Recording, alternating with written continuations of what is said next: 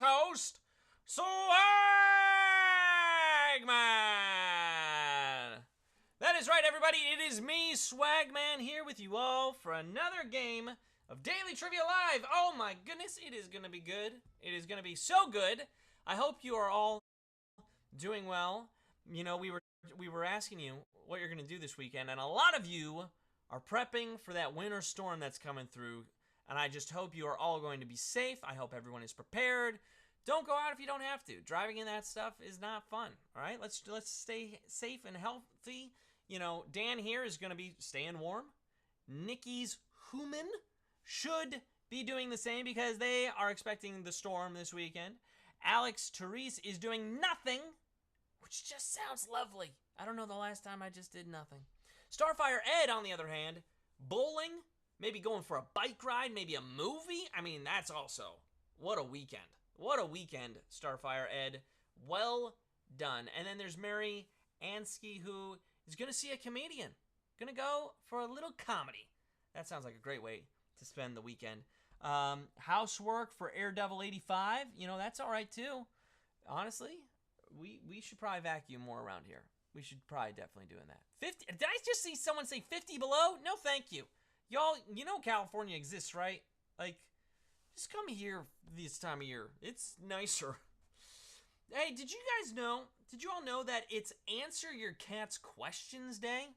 So while some people are going to be doing that, the rest of us will be answering questions from the Thursday edition of Daily Trivia Live, the mobile game show where you win money from the comfort of your phone. Now, ignore your cat's questions, okay? And concentrate on ours as you play for the grand prize. There it is. $1,000. And when you correctly answer 10 multiple choice general trivia questions, you can win your share of it. In this game, you're going to earn 1 bonus SB for every question you get right after question number 1, even if you've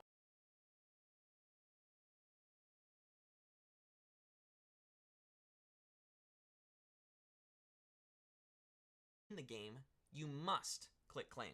The first time you get a question wrong, as long as it's before question number 10, you can rejoin to get another shot at the grand prize, either using SB or with a free rejoin. Just click the plus sign in the top left-hand corner of the main menu anytime a game's not happening and get free rejoins by watching videos. And if you need some more free rejoins, well, I'll talk about that later on, all right?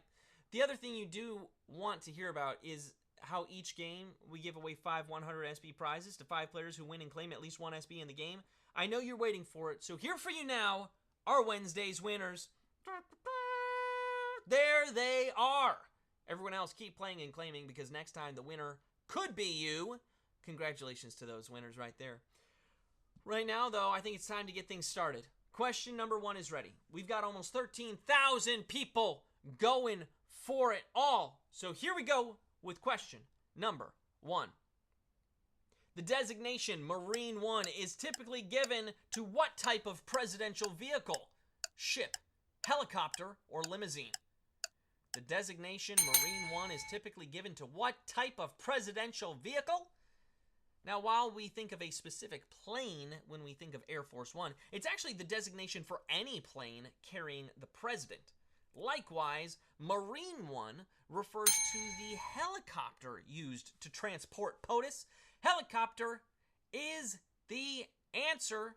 So many of you getting that one right. Well done. I'm seeing Whirly Bird there in the chat. But, you know, it's only 67% of it. Shall I? Whoa! Okay, that was kind of tough. 8,728 of you are moving on. A lot of you went with ship. You thought that because Marine, you thought it might be a ship, but I don't think the president even really travels by ship all that much. It's too slow. There's too much water.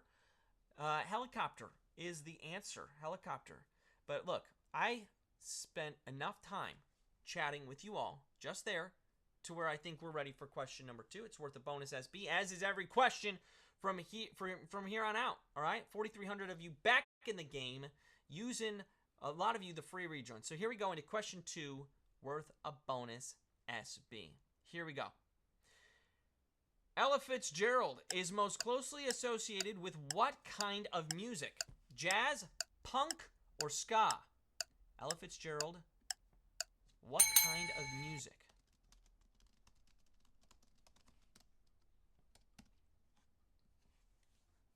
Her beautiful, smooth voice earned her the nickname the First Lady of Song.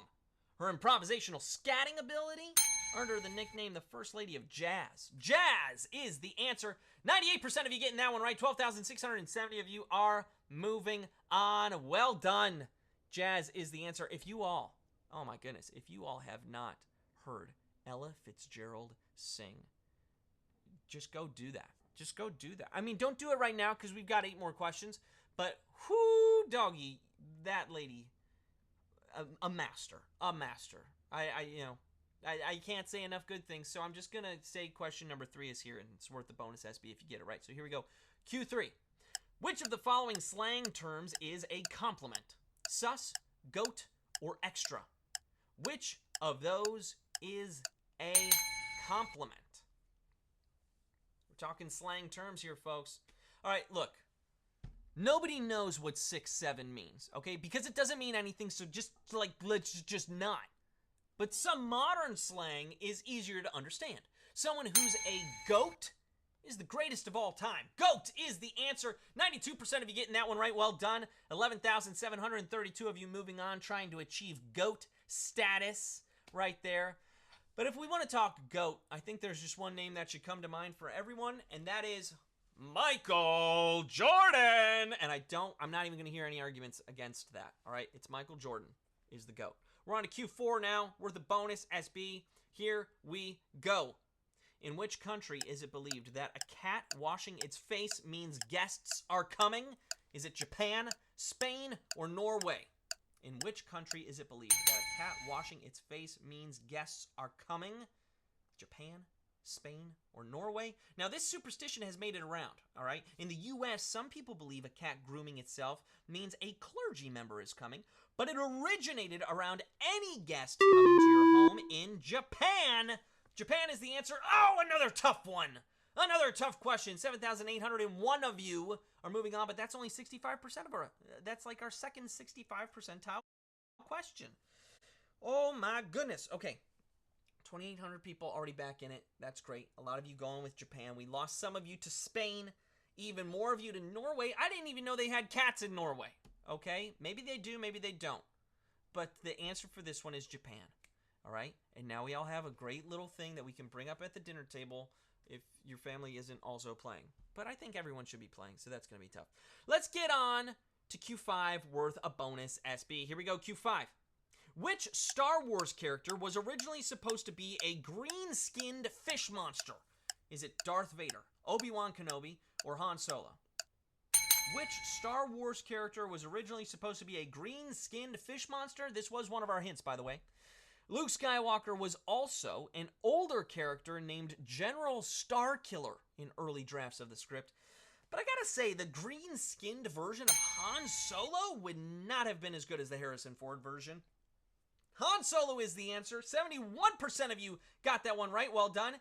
7,582 of you moving on.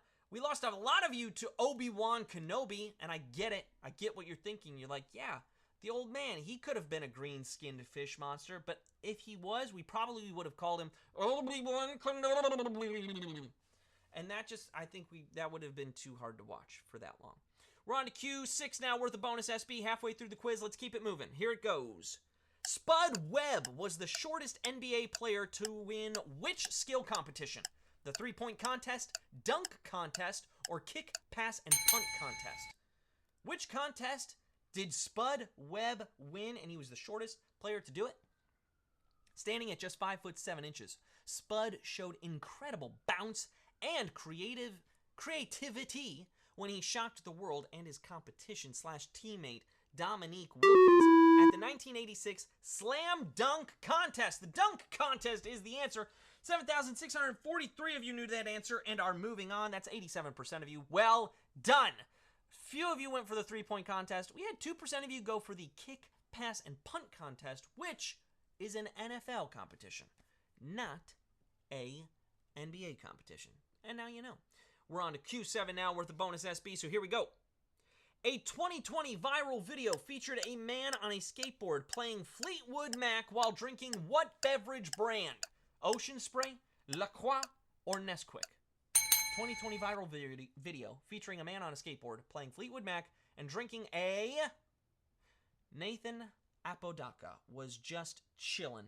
All right, he was skateboarding down the road while listening to Fleetwood Mac's Dream and enjoying a bottle of Ocean Spray cranberry juice when he created a viral moment. Ocean Spray is the answer. 84% of you got that one right. That's 6,648 of you. I'm actually kind of shocked. I think more of you got that one right than got some of the hint questions right. That's amazing. Good job. I didn't know this. You know, for me, if I'm skateboarding, I'm actually going to be listening to Styx's Lorelei, and I'm going to be drinking that Nesquik double chocolate. But I'm also going to fall on my face because I'm not great on a skateboard. Q8's here now. It's worth a bonus. Producer of olive oil. Is it Greece, Spain, or Italy? Here we go.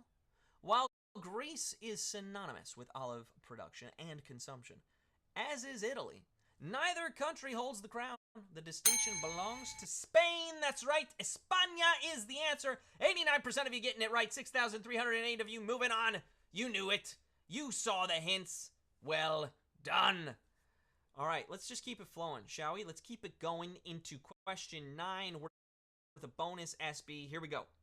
Which of the following hard drives has the most storage space? Is it 100 megabytes, 100 gigabytes, or 100 terabytes? Which is it? 100 megabytes, 100 gigabytes, or 100 terabytes with the most storage space? There was a time when 100 megabytes was an insanely expensive hard drive to have in your computer. Now 100 gigabytes seems small, and 100 terabytes is the outstandingly large number. 100 terabytes is the answer. Yes! 99% of you got it right. 6,384 of you moving on. You are ready for our final question. Well done! Now, next week, this is what I was talking about earlier. You wanted to stick around, you wanted to know about this because next week, woohoo, second chance week, baby. That means in addition to all the fun games, the themes, the prizes, you're going to get 3 free rejoins for each live game you played, all right? It's going to be credited before the following live game begins, and it all starts on Monday at 5 p.m. Pacific time, 8 p.m. Eastern time, so show up for that second chance week. I know you need those second chances. Well, you know what? No, you don't need them, but you want them in case you need them. But you're smart. You don't need it, but you might want it. That's what I'm getting at. Also, a quick reminder, there are 2 ways to get SB from Swagbucks Daily Trivia outside of our live games. One is going to be through the Daily Trivia Challenge, the quick, hostless version of our game that you can play on your schedule up to twice per day. And second is by clicking the More Ways to Earn button wherever you find it in the app. Both will get you SB towards your daily goal.